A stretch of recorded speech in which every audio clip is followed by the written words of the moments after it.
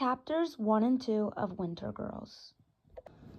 So, she tells me, the words dribbling out with the cranberry muffin crumbs, commas dunked in her coffee. She tells me in 4 sentences. No, 5. I can't let me hear this, but it's too late. The facts sneak in and stab me. When she gets to the worst part, body found in a motel room alone. My walls go up and my doors lock. I nod like I'm listening, like we're communicating, and she never knows the difference. It's not nice when girls die. We didn't want you hearing it at school or in the news. Jennifer crams the last hunk of muffin into her mouth. Are you sure you're okay? I open the dishwasher and lean into the cloud of steam that floats out of it.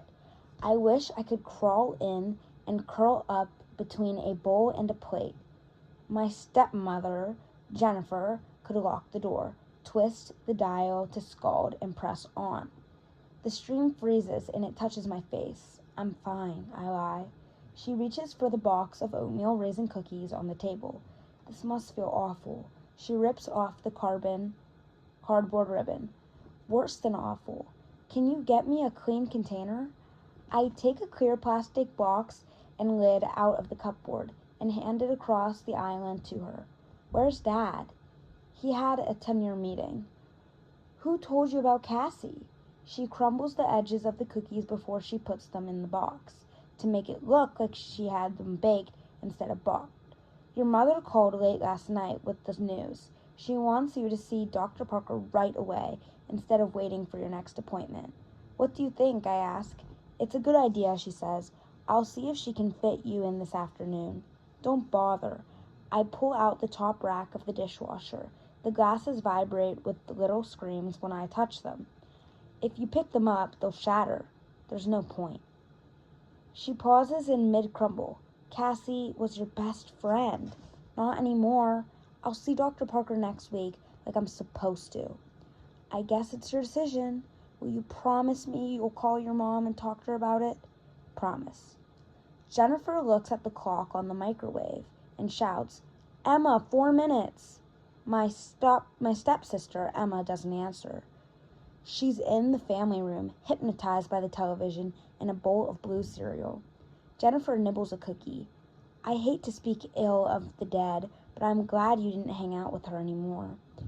I push the top rack in and pull out the bottom. Why? Cassie was a mess. She could have taken you down with her. I reach for a steak knife hiding in the nest of the spoons. The black handle is warm.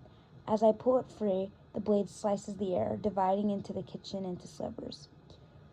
There is Jennifer packing store-bought cookies in a plastic tub for her daughter's class. There is Dad's empty chair, pretending he has no choice about those early meetings. There is a shadow of my mother, who prefers the phone because face-to-face takes too much time and usually ends in screaming. Here stands a girl clutching a knife.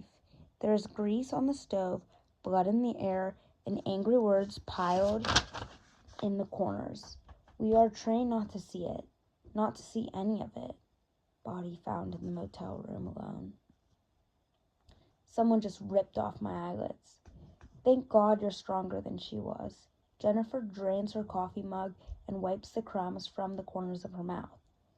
The knife slides into the butcher block with a whisper. Yeah, I reach for my plate, scrubbed free of blood and gristle. It weighs 10 pounds. She snaps the lid on the box of cookies. I have a late settlement appointment. Can you take Emma to soccer? Practice starts at 5. Which field? Richmond Park. Out past the mall here. She hands the heavy mug to me, her lipstick a bloody crescent on the rim. I set it on the counter and unload the plates one at a time, arms shaking. Emma comes into the kitchen and sets her cereal bowl, half filled, with sky-colored milk, next to the sink. Did you remember the cookies? She asks her mother. Jennifer shakes the plastic containers. We're late, honey. Get your stuff.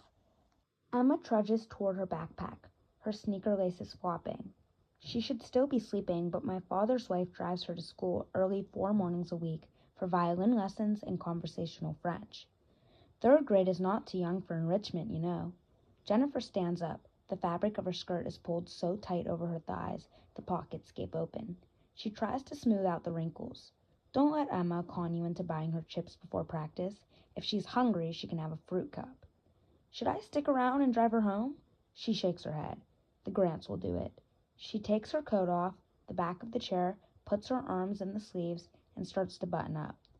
Why don't you have one of the muffins? I bought oranges yesterday, or you could have toast or waffles. Because I can't let myself want them. Because I don't need a muffin. I don't want an orange or toast, and waffles make me gag.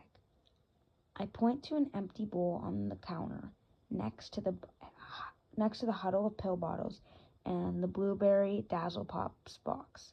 I'm having cereal. Her eyes dart to the cabinet where she taped up my meal plan. It came with the discharge papers when I moved 6 months ago. I took it down 3 months later on my 18th birthday. That's too small to be full serving, she says carefully. I could eat the entire box. I probably wouldn't even fill the bowl. My stomach's upset. She opens her mouth again, hesitates. A sour puff of coffee-stained morning breath blows across the still kitchen and splashes into me. Don't say it. Don't say it. Trust, Leah, she said it. That's the issue, especially now.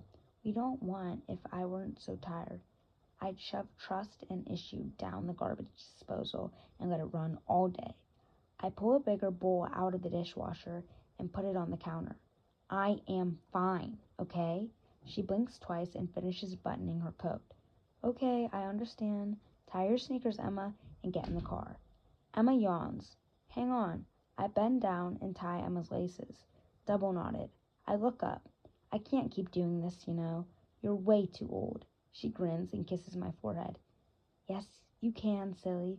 I stand up for Jennifer, takes 2 awkward steps toward me. I wait. She's pale round the mouth, dusted with eggshell foundation, armed for the day with her banker's briefcase purse and remote starter for the Lee's SUV. She flutters, nervous. I wait. This is where she would hug or kiss or pretend to. She ties the belt around her middle. Look, just keep moving today, okay? Try not to think about things too much. Right. Say goodbye to your sister, Emma, Jennifer prompts. Bye, Leah. Emma waves and gives me a small but berry dazzle smile. The cereal's really good. You can finish the box if you want.